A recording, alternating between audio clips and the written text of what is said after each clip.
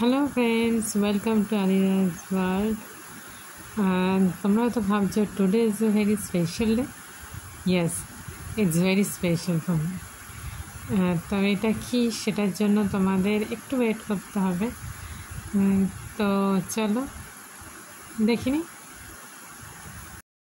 Hello friends, তো here is my birthday special থালি।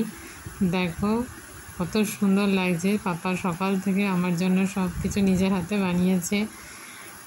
আমার যা যা খেতে পছন্দ হয়, আমি জানি না কতটা খেতে পারবো, but it's really loved it. আমি প্রচণ্ড খুশি আজকে এটা দেখে।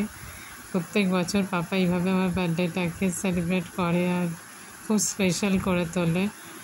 তোমরা প্লিজ কমেন্ট করে জানিও কেমন লাগছে। আমার তো ভীষণ ভালো লাগছে। সো ফ্রেন্ডস, তোমরা দেখলে আমার বার্থডে স্পেশাল থালি। আজকে নিজের হাতে বাবা সব সাজিয়েছে, নিজে করেছে, মানে বারণ করলেও শোনে না। তো সেই জন্যে আমার কাছে বার্থডেটা সেই করতে না চাইলেও কোথাও টুকু মানে এইভাবে হয়ে যায়। আর খুব স্পেশালও সেই কারণে যে বাবা প্রত্যেক বছরেই এফার্টটা নেয়। আমার হাজারবার বারণ করলেও শোনে না, সব কিছু অ্যারেঞ্জমেন্ট করে, রান্নাবান্না নিজের বাজার এনে সব কিছু আমার পছন্দের খাবার রান্না করা, সেগুলোকে সাজিয়ে প্রেজেন্ট করা আমার সামনে। তো ভেরি স্পেশাল, কোথাও এটা না লেগে যায়। তো আই হোপ ইউ আন্ডারস্ট্যান্ড। বুঝতেই পারছো, যখন বাবা মা আমাদের জন্য এই ছোটো ছোটো ইচ্ছেগুলো পূরণ করে না, তখন একটা অন্যরকম ভালোবাসা, ভালো লাগা থাকে। তো সেটা এক্সপ্রেস করাটা খুব ডিফিকাল্ট।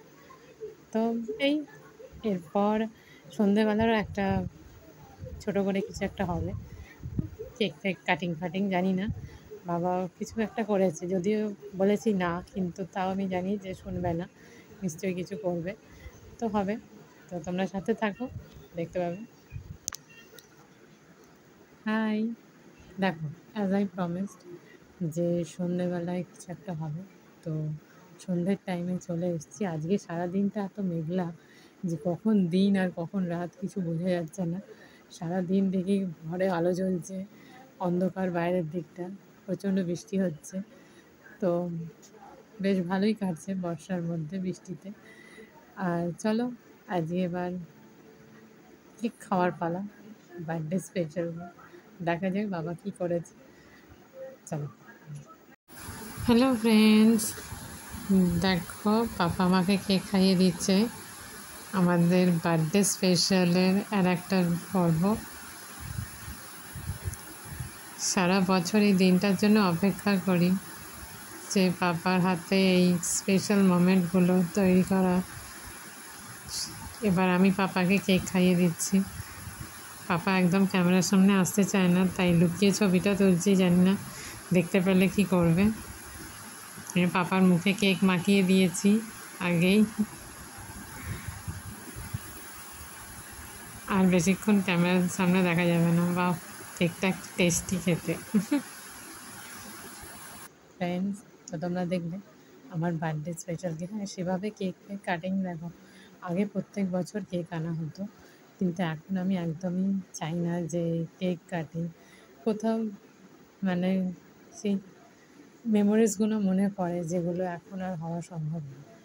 তো ওই জন্যে আমি বাবাকে বারণ করি যে না, কেক আনতে হবে না। তো এই কেক কাটিং সেইভাবে হয় না, বাট হ্যাঁ কেক আনে, কেক টেক খাওয়া হয়। তো ওইটাই আমার বাবার কাছে ওইটুকু আনন্দ, আর আমিও এটা খুশি যে বাবাকে ওইটুকু আনন্দ আমি দিতে পারছি। তো যাই হোক, এই নিয়ে বাবা খুশি আছে, আমিও খুশি এই দেখে। আর আই হোপ তোমাদের এই ভিডিওটা ভালো লেগেছে। সো প্লিজ কমেন্ট করো কেমন লাগলো।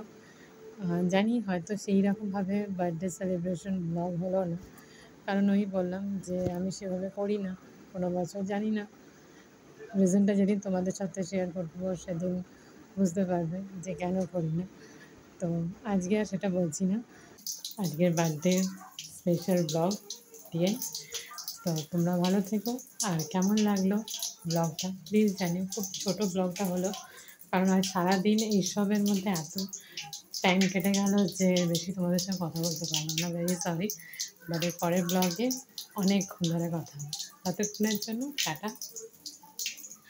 তোমরা ভালো থেকো, সবাই সুস্থ থেকো, আর শেয়ার।